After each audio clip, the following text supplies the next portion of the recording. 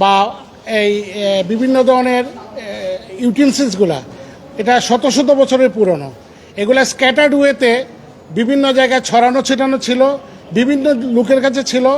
যারা শাহজালাল সাহেবের ভক্ত, যারা মাজার জিয়ারতে যেতেন, ওনারা প্রায়শই প্রশ্ন করতেন যে শাহজালাল সাহেবের তরবারি বা খরম বা জায়নামাজ আমরা কীভাবে দেখব।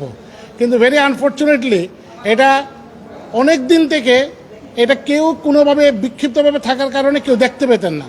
তো আমি যেহেতু শাহজালাল মাজার সংলগ্ন আমার বাসা এবং আমি ওইখানকার লোকাল ইনহেবিটেন্ট, আমি পাবলিক ইন্টারেস্ট লিটিগেশনে একটা মামলা করেছি আজকে, জনস্বার্থে মামলা।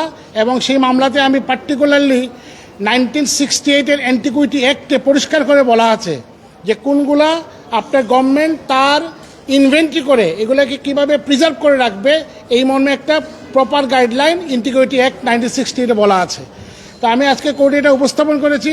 মহামান্য বিচারপতি রাজিকাল জলিল এবং আনোয়ারুল ইসলাম মহোদয় একটা রুল ইস্যু করেছেন কেন শাহজালাল সাহেবের ওই ব্যবহার্য সামগ্রীগুলা যথাযথভাবে সংরক্ষণে রাখা হবে না, এবং ওইগুলা কেন প্রপারলি 1968 অ্যান্টিকুইটি অ্যাক্টের আলোকে ওইগুলাকে একটা ইনভেন্টরি করা হবে না, কেন একটা অ্যাডভাইজারি কমিটি করা হবে না, এবং একই সাথে একটা নিষেধাজ্ঞা দিয়েছেন যে সামগ্রী যে অবস্থায় রেসপন্ডেন্ট 1 to 6 যাদের কাছে এইগুলো রক্ষিত আছে, যেমন ওনার খরম, তরবারি, জায়নামাজ, পাতিল, বিভিন্ন জিনিস, এগুলো যেন যথাযথভাবে সংরক্ষণ থাকে এবং এইগুলো যেন কোনো অবস্থাতেই স্থানান্তরিত না হয় এবং থার্ড পার্টি কারোর কাছেই যেন এটা ট্রান্সফার না হয়, এই মর্মে একটা ইনজাংশন অর্ডার আজকে দিয়েছেন।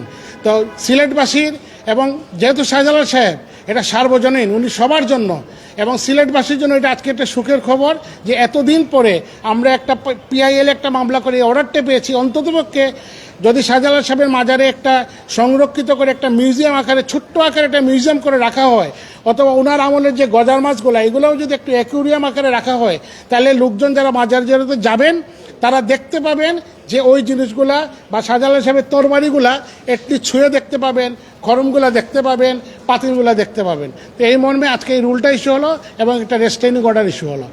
আমরা রুলটা ইস্যু হয়েছে আফটার হিয়ারিং, এটা একটা ইনভেন্টরি হয়ে একটা অ্যাডভাইজারি কমিটি গঠন করে দিবেন আমরা আশা করছি। না, রুল এবং রেস্ট্রেইনিং অর্ডার, এবং ওগুলো যেন কোনোভাবে স্থানান্তরিত না হয় এবং সংরক্ষণের জন্য থাকে। রুলের টার্মটা হলো, আমি একটু দেখেই বলতেছি।